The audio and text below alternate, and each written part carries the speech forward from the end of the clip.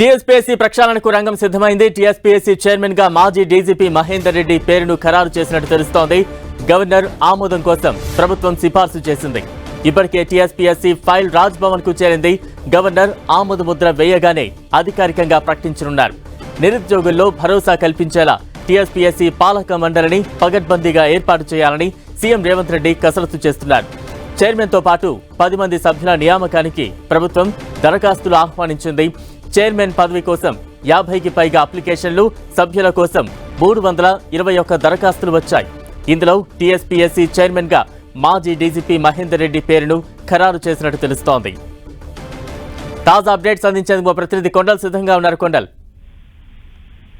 TSPSC ప్రక్షాళన ready అవుతుందని చెప్పుకోవచ్చు ప్రభుత్వం. ఎందుకంటే టీఎస్పీఎస్సీ ప్రక్షాళన అన్నది ముఖ్యమంత్రి రేవంత్ రెడ్డి ప్రభుత్వానికి ప్రధానమైన అంశంగా మారింది.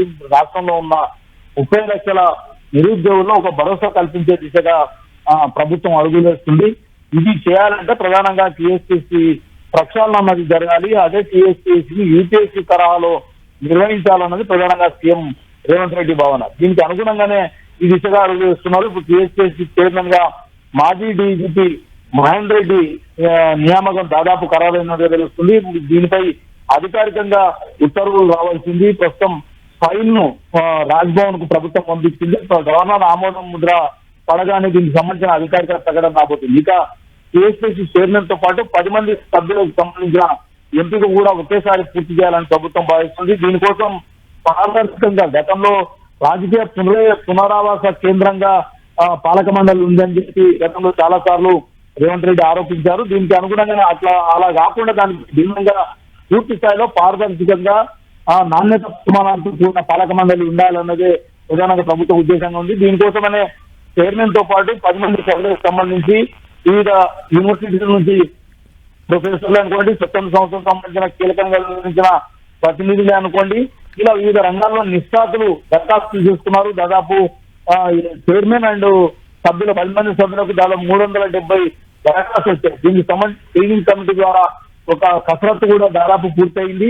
చైర్మన్ కి సంబంధించిన ఎంపిక దాదాపుగా పూర్తయింది. మహేందర్ రెడ్డితో పాటు మరో 2 పరిశీలనలు తీసుకున్నప్పటికీ కూడా దానికి కొంత సమయం లేకపోవడం ఒకరికైతే, రెండో వ్యక్తి అతనికి ఇంకా సమయం ఉండడం, అంటే దాదాపు సర్వీస్ ఇంకా 2-3 ఏళ్ళు ఉండడం కూడా ఒక కారణంగా ఉంది. దీంతో మహేందర్ రెడ్డి నియామకం అయితే ముఖ్యమంత్రి రేవంత్ రెడ్డి మొగ్గు చూపారు. మహేందర్ రెడ్డి గతంలో డీజీపీగా పనిచేశారు.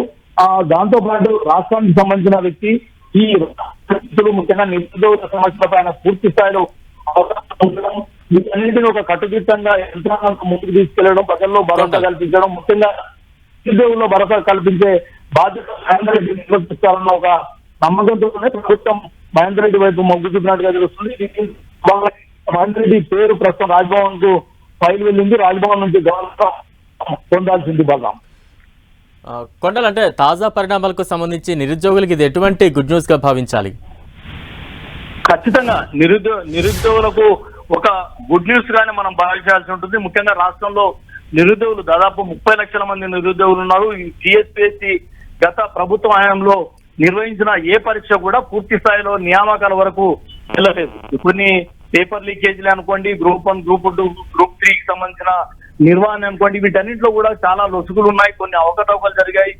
వీటన్నింటి దృష్టిలో ఉంచుకొని టీఎస్పీఎస్సీని ఒక పకడ్బందీ యంత్రాంగంగా ఉంచాలన్నదే ప్రభుత్వం భావిస్తుంది. అలా చేసినప్పుడే ముఖ్యంగా రాష్ట్రంలో ఉన్న నిరుద్యోగులకు ఒక భరోసా, నమ్మకం కలిగించినట్టు అవుతుందన్న ఉద్దేశంతోనే టీఎస్పీఎస్సీని యూపీఎస్సీ తరహాలో పటిష్టంగా నిర్వహించాలని ప్రభుత్వం భావిస్తుంది. దాంట్లో భాగంగానే ఇది తొలి స్టెప్ గానే మనం భావించాల్సి ఉంటుంది. మాజీ డీజీపీ మహేందర్ రెడ్డికి ఒక రిటైర్డ్ ఐపీఎస్ ను చైర్మన్ గా దానికి నియమిస్తున్నారంటేనే ఒక గుడ్ మెసేజ్ నిరుద్యోగులకు వెళ్తుంది. వారికి భవిష్యత్తు పట్ల కొంత భరోసా కలిగించిన వాళ్ళు అవుతాం అన్నది ప్రభుత్వం భావిస్తుంది. దీనికి అనుగుణంగానే మహేందర్ రెడ్డి వైపు ప్రభుత్వం మొగ్గు చూపింది. మహేందర్ రెడ్డి చైర్మన్ తో పాటు 10 మంది సభ్యులను కూడా ఎక్కడ కూడా పొలిటికల్ ఇన్ఫ్లుయెన్స్ సాగివ్వకుండా ప్రొఫెషనల్ గా ఉండే విధంగా ఈ బాడీని పాలక మండలి ఉండాలని ప్రభుత్వం భావిస్తుంది. ముఖ్యంగా ఓయూ యూనివర్సిటీ అనుకోండి, కాకతీయ యూనివర్సిటీ, పాలమూరు యూనివర్సిటీ, అదేవిధంగా జేఎన్టీయూ, హైదరాబాద్ సెంట్రల్ యూనివర్సిటీ, ఈ యూనివర్సిటీల నుంచి చాలా మంది ప్రొఫెసర్స్ విద్యారంగంలో ముఖ్యంగా ఎగ్జామినేషన్ రంగంలో వాళ్ళు పనిచేసిన వాళ్ళు అనుభవాలను ఉన్న వ్యక్తులనే ఈ కమిటీలో సభ్యులుగా నియమించాలని కూడా ప్రభుత్వం భావిస్తున్న నేపథ్యంలో ఈ కమిటీ నియామకంతోనే ముఖ్యంగా రాష్ట్రంలో ఉన్న నిరుద్యోగులకు ఒక కొత్త నమ్మకం ఏర్పడే దిశగా ప్రభుత్వం నిర్ణయం తీసుకోవాలన్న పట్టుదలతో ఉంది. దానిలో భాగంగానే ఈ కమిటీ ఏర్పాటుపై పూర్తి స్థాయిలో కసరత్తు కూడా చేసింది. ఎందుకంటే స్క్రీనింగ్ కమిటీలో సిఎస్ శాంతి కుమార్ నేతృత్వంలో స్క్రీనింగ్ కమిటీ ఈ మొత్తం వచ్చిన దరఖాస్తులను పరిశీలన చేసింది. దీనికి సంబంధించి ఈ కసరత్తు పూర్తి కూడా దాదాపు పూర్తి అయినట్టుగా తెలుస్తుంది. ఇక చైర్మన్ నియామకం తర్వాత సభ్యుల నియామకంలో కూడా ఇదే జాగ్రత్తలు తీసుకోవడం, ఈ పాలక మండలిని ఒక పటిష్టమైన పాలక మండలిగా ఒక నిష్పక్ష పారదర్శకంగా వ్యవహరించే దిశగా ప్రభుత్వం అడుగులు వేస్తుంది. దానికి అనుగుణంగానే ఈ నియామకం అని చెప్పి చెప్పొచ్చు. Right, thank you కొండర్.